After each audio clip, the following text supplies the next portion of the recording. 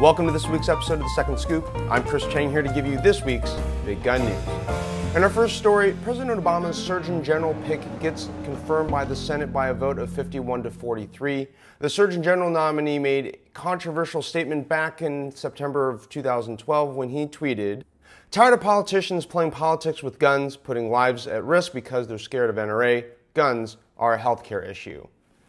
So on the one hand, while it's great to have more people involved in the gun violence debate, researching and debating what our country should do, my problem is that the Surgeon General is not coming into the conversation in an unbiased manner. He already has an anti-gun bias, and so we're going to have to wait and see if we start seeing magazine limit restrictions and assault weapons bans and other sorts of restrictions on our Second Amendment rights. However, there is a law in the books that restricts the Surgeon General's ability to get into gun control, gun violence research, and so I think we're probably going to be okay on this front, but we're just going to have to wait and see. In our second story, the parents of Sandy Hook victims have filed a lawsuit against Bushmaster, claiming that Bushmaster, the maker of an AR-15 model that was used in the Sandy Hook shooting, they're saying that Bushmaster should be held liable for the use of their products. So this isn't the first time that a lawsuit of this nature has been filed.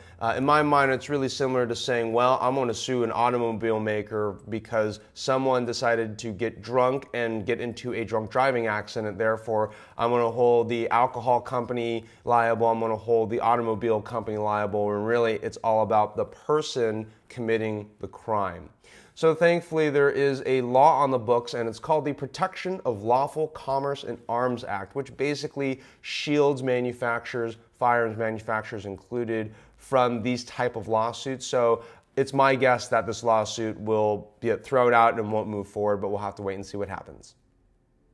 In our next story, a new Pew Research Center poll shows that the majority of Americans are supporting gun rights. And so this, ladies and gentlemen, means that we are indeed winning the Second Amendment freedom gun rights debate.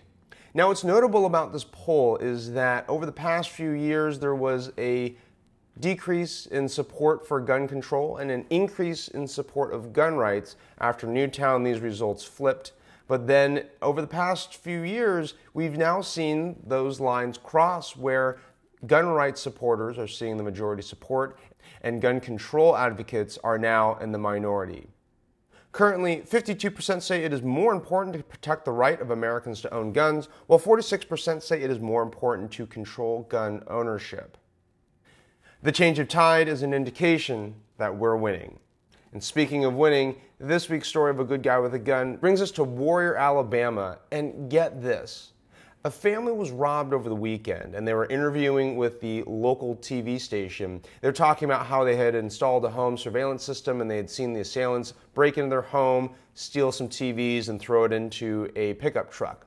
Well, during this local interview, they saw that same pickup truck drive by, and during the live interview, they went into hot pursuit of the vehicle. They held the driver and passengers at bay until sheriff's deputies could arrive to apprehend the suspects.